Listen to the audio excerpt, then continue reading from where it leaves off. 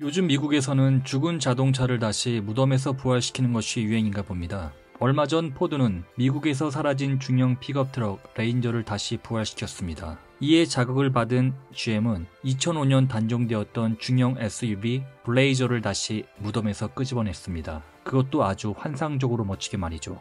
처음 블레이저가 부활된다는 소리를 들었을 때부터 기대감을 가지고 지켜보았는데요. 이번에 공개된 실체를 보니 정말 끝나게 멋있게 나온 것 같습니다.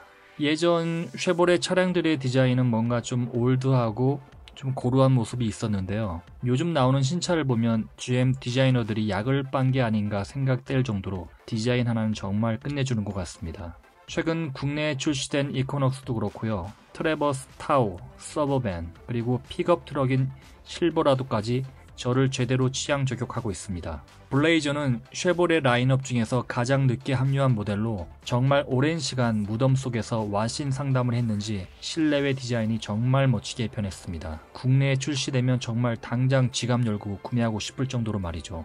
쉐보레 블레이저는 지난 21일 미국에서 공개가 되었는데요. 미국 현지뿐만 아니라 국내에서도 큰 관심을 가지고 있습니다. 그 이유는 국내 출시 가능성이 상당히 높기 때문입니다. 한국 GM은 향후 5년 안에 15개의 신차를 출시, 경영 정상화를 이루겠다는 과감하고 공격적인 청사진을 발표했는데요. 그런 자신감이 어디서 나오나 상당히 궁금했던 것이 사실입니다. 그런데 이번에 공개된 블레이저를 보니까 그런 자신감이 왜 나오는지 알 수 있을 것 같습니다. 그동안 부족한 라인업으로 어려움을 겪었던 한국 GM은 최근 투입된 이코넉스뿐만 아니라 앞으로 출시될 트래버스, 콜로라도, 그리고 이번에 부활한 블레이저까지 투입이 된다면 경영 정상화는 물론 현대 기아차를 위협하는 세력으로 다시 급부상할 수 있습니다. 이번에 공개된 블레이저, 물론 실체를 보지 못하고 사진으로만 보게 되었는데요. 첫 느낌은 미국 차보다는 약간 일본 차와 비슷한 느낌이 상당히 강했습니다. 특히 도요다가 생각이 나는데요. 여러가지 선들이 상당히 날카롭다는 인상을 받았기 때문입니다. 그리고 전면 디자인을 보게 된다 그러면은 뭔가 익숙한 느낌이 나는데요. 그 이유는 전면의 모습이 요즘 자동차의 디자인 트렌드라고 할 수 있는 LED 주간 주행등과 메인 헤드램프를 위아래로 분리한 전면 디자인을 적용했기 때문입니다. 아마 사진을 보시면 느껴지시는 분들도 있을 것 같은데요. 현대에서 출시한 신형 산타페와 상당히 비슷하다는 느낌을 받을 수 있습니다. 그 이유는 바로 앞서 이야기한 LED 주간 주행등과 메인 헤드램프 때문입니다. 신형 산타페는 지금 국내에서 월 1만 대가 넘는 높은 판매량으로 돌풍을 이끌어내고 있는데요. 만약 블레이저가 국내에 투입된다면, 그리고 가격 역시 산타페와 비슷하거나 조금 더 비싼 가격으로 나온다면 충분히 돌풍을 만들어낼 수 있습니다.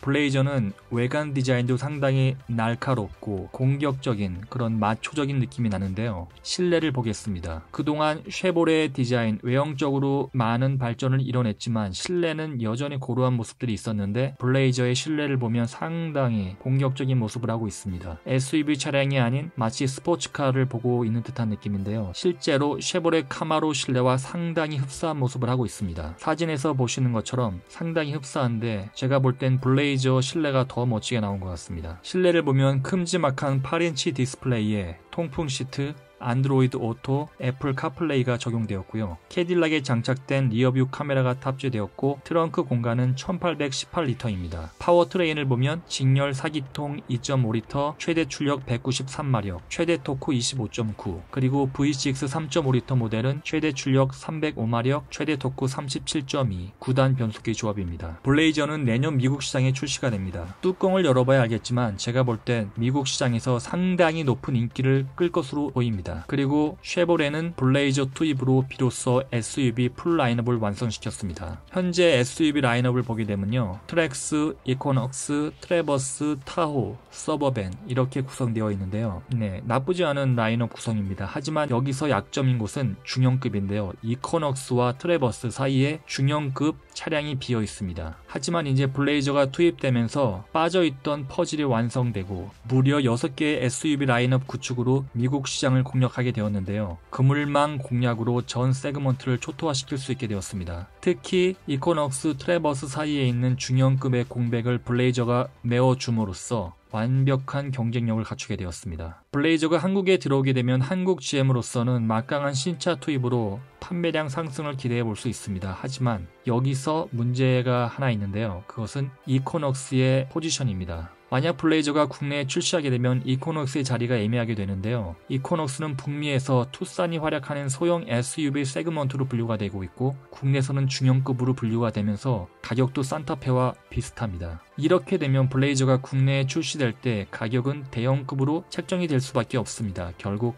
팀킬이 될 수밖에 없는 상황입니다. 만약 두 차량의 가격차가 별로 없다면 대부분의 소비자들은 블레이저를 구매할 수밖에 없고 이코넉스의 역할은 그만큼 축소될 수밖에 없습니다. 만약 처음부터 이코넉스의 가격을 산타페보다 내려서 투싼과 비슷하게 했다면 문제가 없을 텐데요. 지금 애매한 가격 책정으로 블레이저가 국내에 투입하게 되면 가격이 대형급으로 올라갈 수밖에 없습니다. 하지만 이런 문제점들은 이코넉스, 블레이저를 모두 수입차로 인식을 하게 되면 큰 문제는 없습니다. 이코넉스는 사실상 수입차고 블레이저 역시 수입차가 될 가능성이 99%입니다. 이들 두 차량을 수입차로 본다고 한다면 지금 가격이 이코넉스가 산타페와 비슷한 가격에 대해서 큰 문제를 제기할 필요는 없을 것 같네요. 수입차로 본다면 말이죠. 블레이저 역시 국내 수입차로 출시가 된다 그러면 국내 완성차보다 조금 비싼 가격 정도는 충분히 감수할 수 있다고 생각을 합니다. 블레이저는 내년에 미국에 상륙합니다. 국내에도 빠르면 내년, 늦어도 내후년이면 볼 수 있을 것 같은데요. 하지만 이 녀석의 외형과 성능을 볼 때 미국에서 폭발적인 인기를 끌 것으로 보입니다. 그렇게 되면 국내 수입 물량이 제대로 할당이 될지 그것도 약간 걱정스럽네요. 이코넉스, 트래버스에 이어서 블레이저까지 국내에 추가되면 국내 자동차 시장의 구도는 상당히 재밌게 흘러갈 것 같습니다. 그동안 국내 완성차 5개사 중에서 꼴찌로 추락하며 굴욕의 세월을 보냈던 한국 GM이 미국 형제들이 구원군으로 속속 투입되면서 3위를 넘어서 이젠 2위 기아차의 자리까지 넘을 수 있을 날이 곧 올 수 있을 것 같습니다. 문제는 미국산 수입차 쿼터가 5만 대로 한정이 되어 있다는 것인데 이들 미국산 차량이 인기를 끌면 미국 트럼프 대통령이 미국산 수입차 쿼터를 다시 10만 대로 늘리자고 강력하게 압박을 할 수도 있을 것 같네요. 이런 모습들을 보면 철수설도 그렇고 한국 GM의 위기가 뭔가 스스로 만든 큰 그림이 아닌가